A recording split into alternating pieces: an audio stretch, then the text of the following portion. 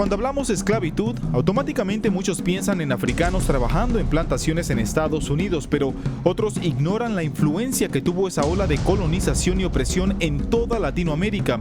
¿Pero por qué es importante saberlo? Porque hace 400 años, casi 15 millones de esclavos fueron traídos a nuestro continente. Un promedio de 14.5 millones fue América Latina y el Caribe. Muchos de ellos entraron a través de República Dominicana y Cuba y después se esparcieron en toda la región. Solo 500,000 llegaron a Estados Unidos, unos 300,000 a América Central y así fueron forjando lo que es hoy la tercera parte de la población en la región desde México hasta Brasil. Los afrolatinos, una comunidad descendiente de africanos que lucha por ser reconocida. Hay mucho que hacer en las comunidades afros, con las personas afro, porque hay personas afro con demasiado talento, pero que no entienden los derechos que tienen, no entienden el potencial de desarrollo que pueden alcanzar porque no tienen esa información. En nuestro continente hay un promedio de 150 millones de afrolatinos, pero cifras del censo en varios países no reflejan esa realidad. Por ejemplo, México, donde en el 2015 por primera vez utilizaron la variable negra en una encuesta de cara al censo. Se espera que para el 2020 el censo que se va a llevar a cabo en México va a arrojar un número significativo, porque solo de la encuesta apareció un promedio de 1.3 millones de afromexicanos, una realidad que mucha gente no conocía o desconocía.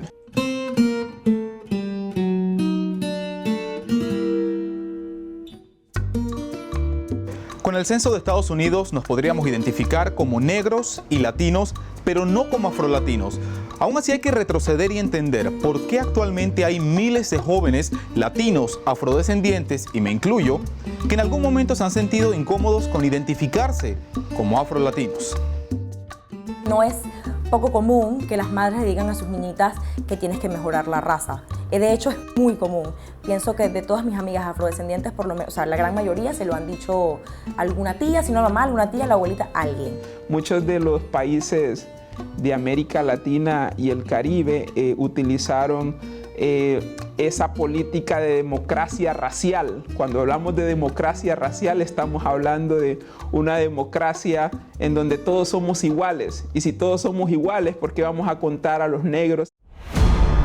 Y eso ha traído problemas económicos, de educación y salud. Las personas que son afrodescendientes viven en lugares de muchos factores de riesgo.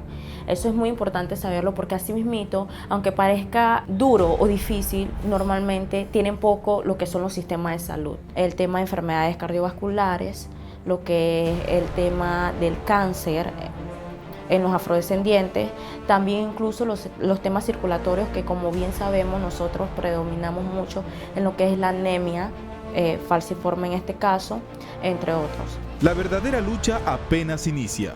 Cuando nosotros empezamos a participar del movimiento, pertenecíamos la mayoría de los jóvenes de la región a diferentes espacios de articulaciones de mujeres, de comunidades LGBTI, o sea, diferentes grupos.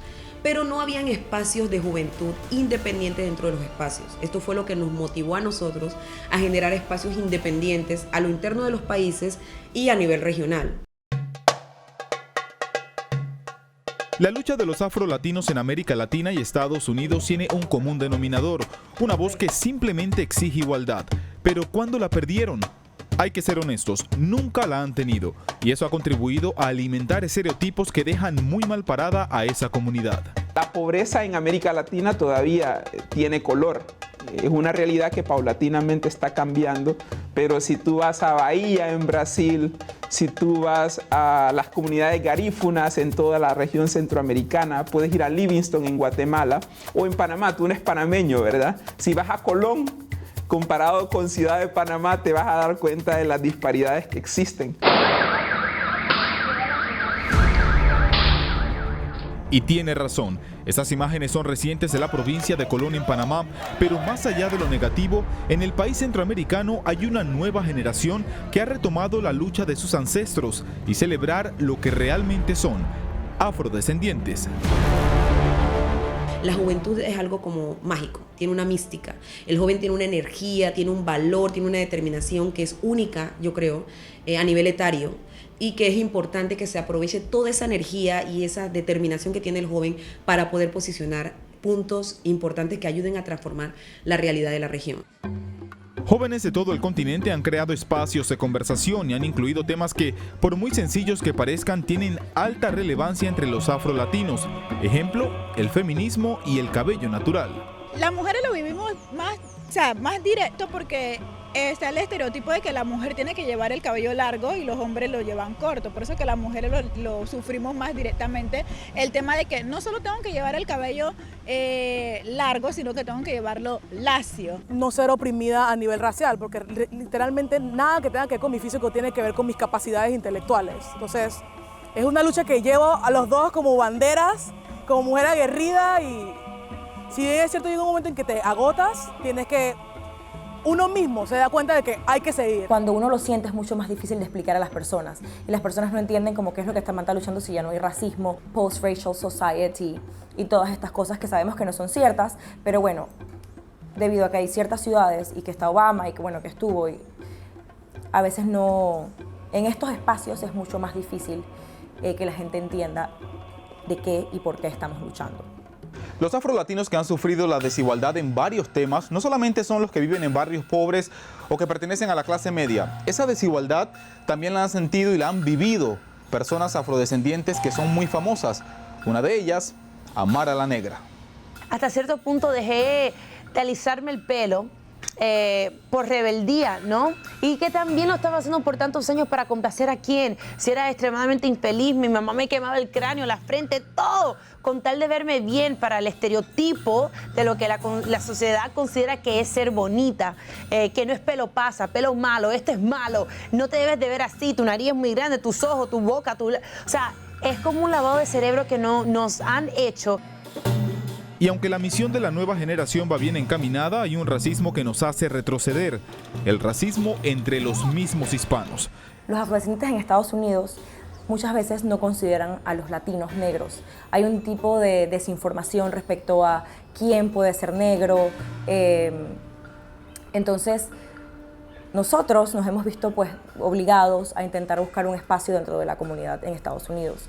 Se dan casos como el de Amara la Negra, estoy segura que, bueno, que sabes, en el que ella tiene que probar allá, en esos espacios, que ella es afrodescendiente. En cambio, por ejemplo, en la República Dominicana o en Panamá, una mujer como Amara la Negra nunca tuviera que probar nada, está claro, porque para nosotros no es ambiguo pues su negritud. La verdad es que yo siempre me he sentido afrolatina, siempre me he sentido muy orgullosa de mi raza, de mi cultura. Desafortunadamente llevo años hablando de la comunidad afrolatina, pero nadie me estaba escuchando. Tomó estar en el reality show Love and Hip Hop en la cadena VH1 para que el público me escuchara. Inclusive no fue el público latino que procesó lo que estaba diciendo, fue el público afroamericano, o el público americano, mejor dicho, que entendió mi sufrimiento, mi dolor, mi sentir, y me apoyaron, y a través de eso, pues entonces ahora todo el mundo ha comenzado a entender y ha comenzado la conversación de la comunidad afrolatina.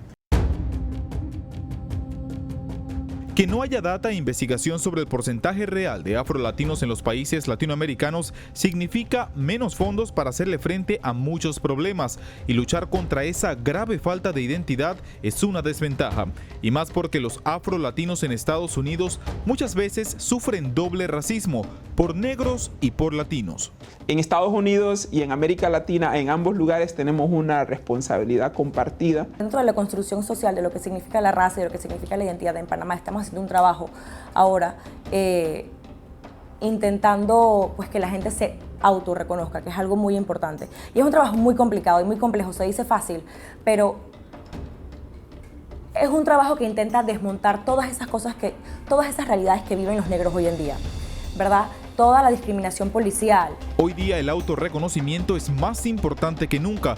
De los 50 millones de latinos que contabilizó el último censo de Estados Unidos, solo 1.3 millones se identificaron como afros. En América Latina los números también son bajos. En Panamá tenemos un problema con el autorreconocimiento como personas afrodescendientes. El último censo, que fue en el 2010, solamente el 9.2% de las personas panameñas se reconocieron afrodescendientes cuando no tiene, es un resultado irrisorio, ya que tenemos dos corrientes afropanameñas. O sea, hay un montón de afrodescendientes en Panamá. Que haya solamente un 9.2 significa de que o retratan al afrodescendiente como un maleante, como algo para mofarse, como el ignorante, el analfabeta, o simplemente no existe en los medios de comunicación en una realidad como el que Panamá está lleno de negros. O sea, simplemente el afrodescendiente no se va a reconocer y se puede entender. Yo creo que en la medida de que uno se siente orgulloso de sí mismo y se reconoce como tal, en esa medida uno es capaz de maximizar sus propias capacidades. Entre la negación y la exclusión social hay una esperanza que pinta la representación. Hace falta, desde la política hasta el entretenimiento. Es que me gustaría ver más unión, me gustaría ver más aceptación, me gustaría que en las novelas también incluyan a los negros como protagonistas de novelas y no una novela de esclavos ni tampoco prostituta, drogadicta. El trabajo de los jóvenes es clave. Cuidadosamente a través del arte y la historia afro buscan rescatar esa identidad. El tocar del tambor, o sea, el tocar del tambor, que era un medio de comunicación en los palenques hace 500 años atrás, y de los cimarrones, hoy en día ha evolucionado al reggae, por ejemplo, al reggae, al soca, al calipso, a la salsa. Tener mucha influencia a veces en ocasiones puede confundir y afectar. Entonces, al querer hoy en día igualarte a muchos países o estar en el lenguaje estándar, en el lenguaje universal en muchos géneros, puede que reste un poquito la identidad. Nosotros como afrolatinos tenemos que capitalizar en el hecho de que tenemos todas esas identidades que nos permiten penetrar en las diferentes estructuras gubernamentales y no gubernamentales. Si tú eres latino, hablas 2 idiomas. Yo creo que la generación actual va a poder romper ese ciclo o va a poder cambiar esa paradoja, pero hasta el momento ha sido muy difícil. No le pega a la negra. Espero que ustedes, al igual que yo con este reportaje, hayan aprendido un poco de la importancia que tiene la representación y de conocer de dónde venimos para saber a dónde vamos. En Washington DC, Edwin Pitti, un afrolatino más, Univisión.